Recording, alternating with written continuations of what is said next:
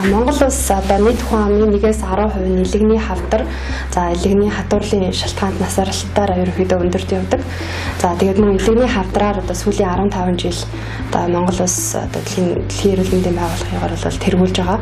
За тэгээд хавдрын өвчлөл буурахгүй насралт өндөр байгаа шалтгаан гэх юм бол илэгний өвчлөл одоо хожим үед онцлогдож байгаа. Тэгээд өвчин хүндэрсэн үед онцлогдож байгаатай холбоотой байдаг. За илэг гэмтэх шалтгаанаар нь авч идэх юм бол одоо илэг гэмтэгч BC, D вирус болон одоо бусад вирусын халдварууд байдаг.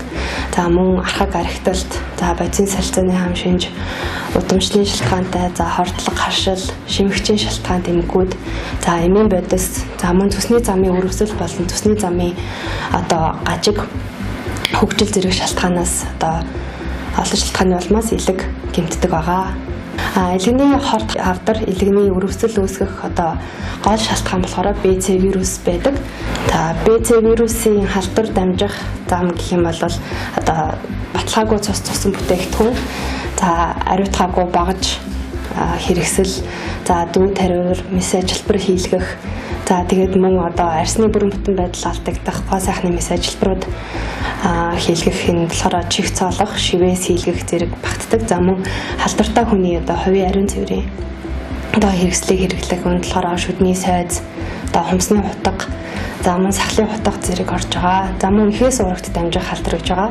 За эхээс урагт дамжих нь болохоор няраа одоо төрөх үед арсны бүрэн бүтэн байдал алдагдах үед одоо эхээс урагт дамжин. За мөн одоо их жирэмсэн үед одоо эхийн вирусын ачаал өндөр үед эхээс урагт дамжих халдвар магадлалтай өндөр байдаг. За мөн бэлгийн замаар халддаг байгаа. За вирусын шалтгаанд халдвар авсан үед бол шинж тэмдэггүй одоо байх тохиолдол өндөр байдаг. За шинж тэмдэг гэх юм бол шинж тэмдгээс авчилсан бол дотор мухаарах, одоо арьс салст шаарлах, одоо хэвлэгээр өвдөх, баруун хариуны нумаар хөндөрлж өвдөх зэрэг шинж тэмдгүүд байдаг. Гэхдээ зөвхөн шинж тэмдгээр болохоор вирусын халдварыг илрүүлэх боломжгүй. Вирусын халдварыг илрүүлэхийн тулд заавал одоо BC вирусын илрүүлгийн шинжилгээг өгөх шаардлагатай байгаа. BC вирусын илрүүлгийн шинжилгээг болохоор артерит маань анхан шатны эрүүл мэндийн байгууллага бүрхийн эмнэлгийн төвүүдээр илрүүлгийн шинжилгээ өгөх шаардлагатай. За тэгээд BC вирус илэрсэн тохиолдолд одоо илэгний нарийн мэрэгжлийн эмчид хандан одоо шинжилгээнүүд хийлэгч нарийн мэрэгжлийн эмчийн хяналтанд 3-6 сар тутам хяналтанд үзүүлж авах шаардлагатай байгаа. За илэгний эмгээс урьдчилан сэргийлэхийн тулд одоо ард иргэд маань жил тогтмол 1-2 удаа урьдчилан сэргийлэх үзлэгт хамрагдаж илэгний үйл ажиллагааны шинжилгээ одоо цусан дах сахар угтас холестерин үзүүлж авах шаардлагатай. За цусны ерөнхий шинжилгээ үзүүлж авах.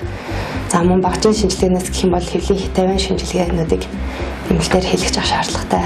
За вирусын илрүүлгийн шинжилгээнд хамрагдаад одоо сүрэг гарсан тохиолдолд өрхийн эрүүл мэндийн төвүүд тандан одоо B вирусын эсрэг 3 тун дархлаажуулалтанд хамрагдах хэрэгтэй.